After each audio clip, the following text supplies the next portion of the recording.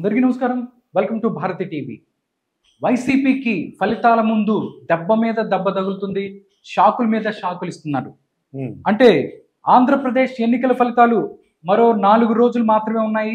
ఈ పరిస్థితిలో అధికార వైసీపీకి ఎన్నికలు కమిషన్ ఊహించని షాక్ ఇచ్చింది.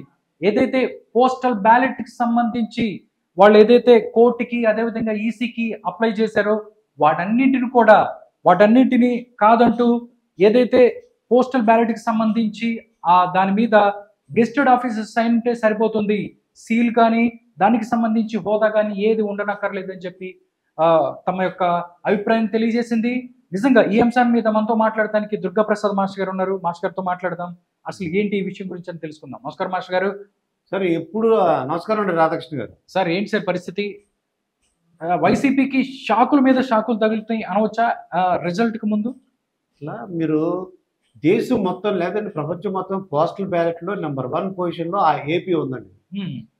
అంటే ఎంత వ్యతిరేకత ఉందో వాళ్ళకి అర్థమైంది.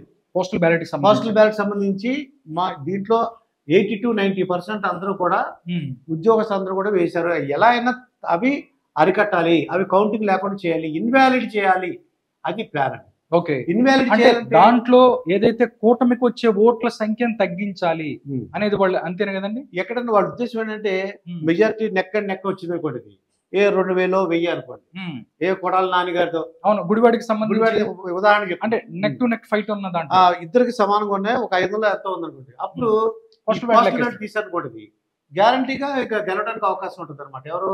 ఈ కూటమి కొడాలి నాని ఓడిపోతాడు. ఇటువంటి దాంట్లో మనం ఎలాగైనా ఇన్వాలిడ్ చేయించాలని చెప్పేసి వీళ్ళు కొత్తగా తీసుకొచ్చారండి.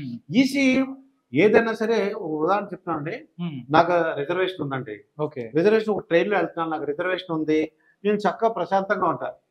ఎవరికైతే రిజర్వేషన్ లేదో, సీటు దక్కదనుకుంటాడో వాడు అక్కడ జనరల్ కంపార్ట్మెంట్ ఫైటింగ్ చూడండి, నేను ముందు వచ్చాడు చెట్టు తోసుకున్నాడు, ఎందువల్ల వాడు సీట్ లేదు, దొరకదేమో ఇది ఉంది, ఒక ఆందోళన ఉంది.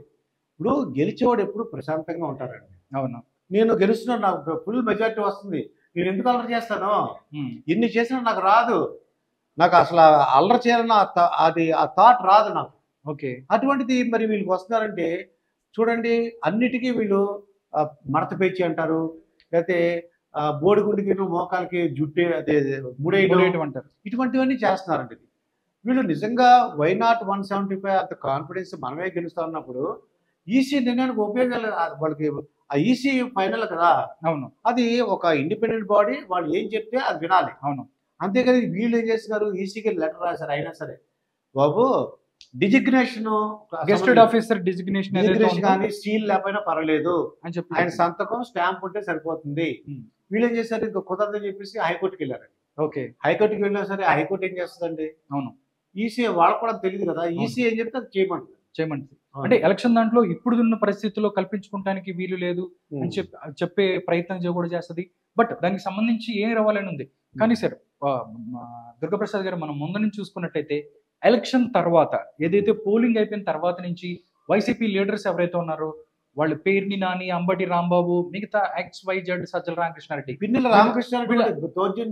దౌర్జన్యంగా చూసాము. బట్ వీళ్ళు కూడా ప్రతిదీ కూడా పోలీసు సహకరించలేదు మాకు, అదే విధంగా ఈసీ కూడా కూటమిలో చేరింది. మరి ఇదైతే దారుణమైన కామెంట్ అండి. వైఎస్ఆర్ కాంగ్రెస్ పార్టీ ఈసీ కూడా ఎలక్షన్ కమిషన్ కూడా కూటమిలో చేరింది, అందుకని చెప్పి ఇవన్నీ ఇంత చేశారని చెప్తుంది. బట్ అంటే జనాలు వాళ్ళు అనుకోవటం ఏంటంటే ముందుగానే వైసీపీ ఓడిపోతుందని తెలిసి గ్రౌండ్ ప్రిపేర్ చేసుకుంటుందా అంటే చెప్పాలిగా రీజన్స్ కి అన్ని సర్వేలు కూడా 130 పైన ఉన్నాయండి. వస్తే తుఫానా లేకపోతే సునామీ చూడాలి, వస్తే 120, కొడితే సింగిల్ డిజిట్ కూడా ఉండదు. 150 మించి రావచ్చా, అది ఆ సునామీ అనేది తెలియదు ఎవరికి.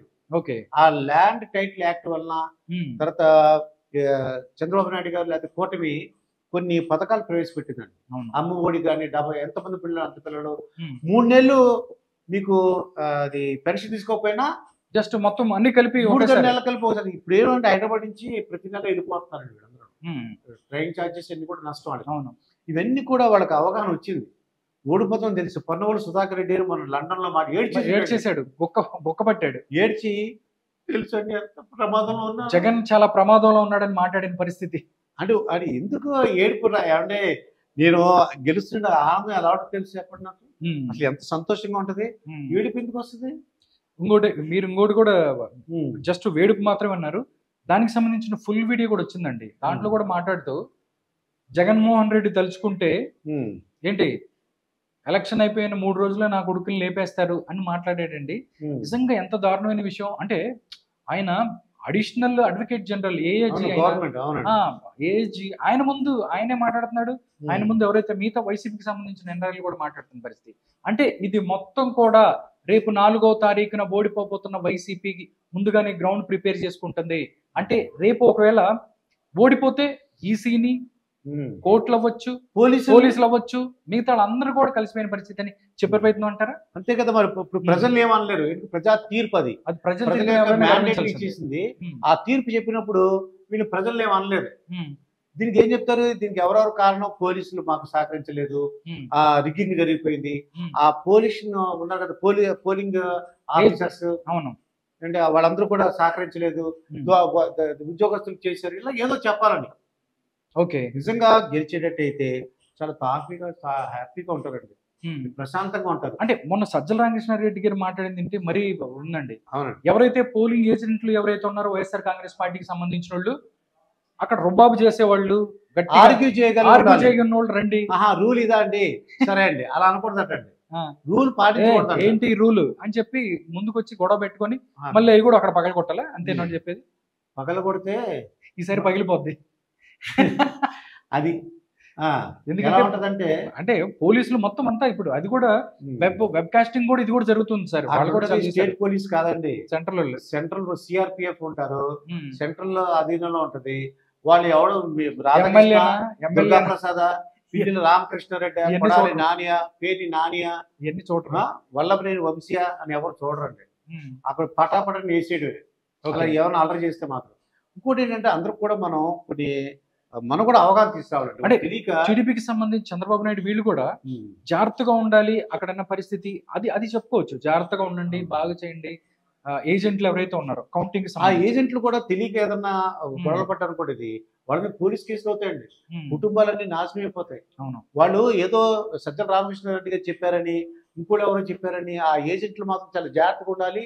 మీరు కంపల్సరీగా రూల్ ప్రకారం ఈసీ రూల్స్ ఏవైతే ఉందో అదే పాటించాలి. వాళ్ళ డెసిషన్ ఫైనల్, అంతేగాని నీది నాది కాదండి. ఓకే, నిజంగా చూసుకున్నట్టయితే ఫైనల్ గా పోస్టల్ బ్యాలెట్ నిబంధనపై హైకోర్టుకి వైసీపీ వెళ్ళింది.